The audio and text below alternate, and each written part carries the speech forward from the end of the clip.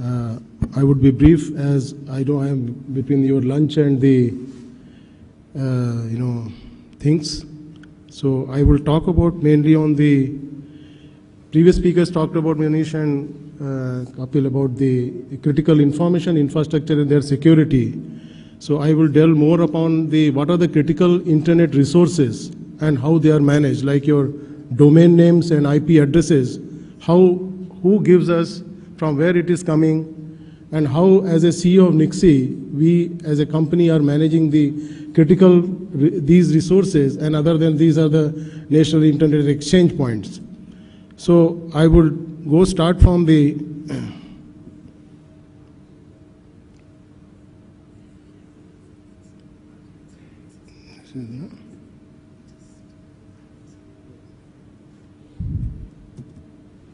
yeah. So this National Internet Exchange of India, which all you know is the national exchange where ISPs connect with each other. So before the 2003, we didn't have any kind of national exchange points, internet exchange point in the country where ISPs could connect. They were independently working and connecting to the subscribers. So if you have to send any mail from, say, Delhi to Bangalore, so it will go all around the world and then come back to Bangalore. So with the establishment of this exchange point, what is happening is exchange points, different ISPs, whether it is Bharti, whether it is BSNL, MTNL, and Tata, all are connected, their nodes, and we have set up these NIXI in 2003 as a public-private partnership with the Section 25 company. So where these ISPs connect with their routers, switches, and we have a single point of exchange of information, routes, so that the routes which has to route within the country or destination within the country and origination within the country will not go out of the country, so that way it will be benefiting the customer latency and the bandwidth, which otherwise would have to go all along. So major functions of the NIXI are, as I told you, the exchange operations, the registry operations, .in, the country code top level domains, and the NIR operation, which is the third dimension, which has added this year, the National Internet Registry. So exchange operations are basically presently working in the Delhi, Lucknow, Kolkata, and Mumbai, Chennai, Bangalore, Guwahati, and these places. And these are all established with the STPI premises.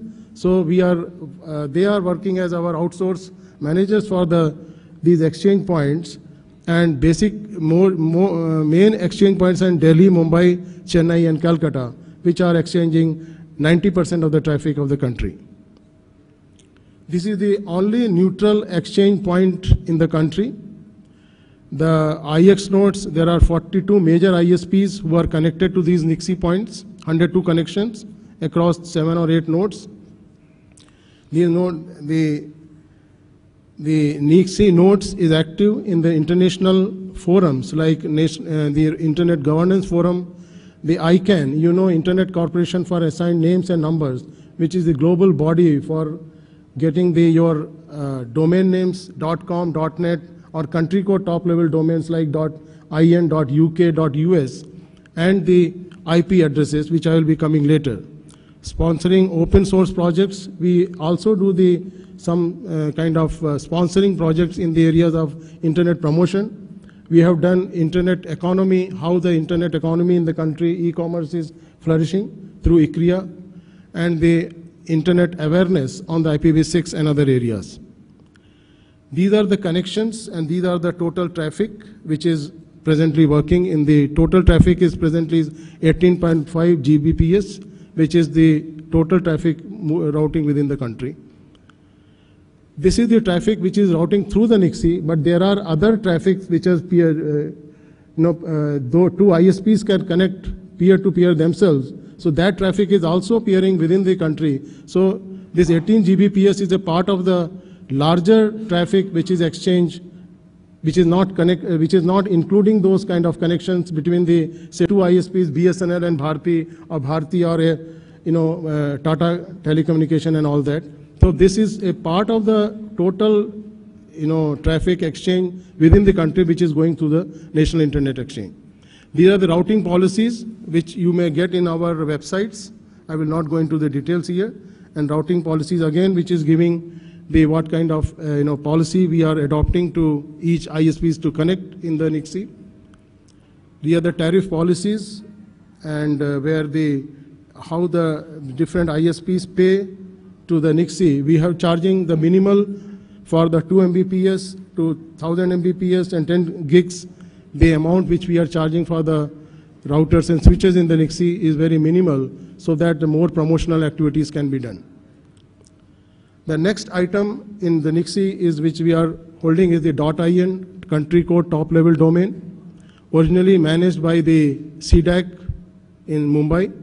Now we have started operation, relaunched this operation from 2005 January with the service providers. We have opened up the registry with the more liberal policies, the more distribution mechanism, like more registrars are there, so that you can hook on to any registrar to get your domain preferred domain names. And we have reached 1.7 million domains right now, and which we are increasing more and more day by day. Another aspect is we are getting into the local language domain names also, like .bharat.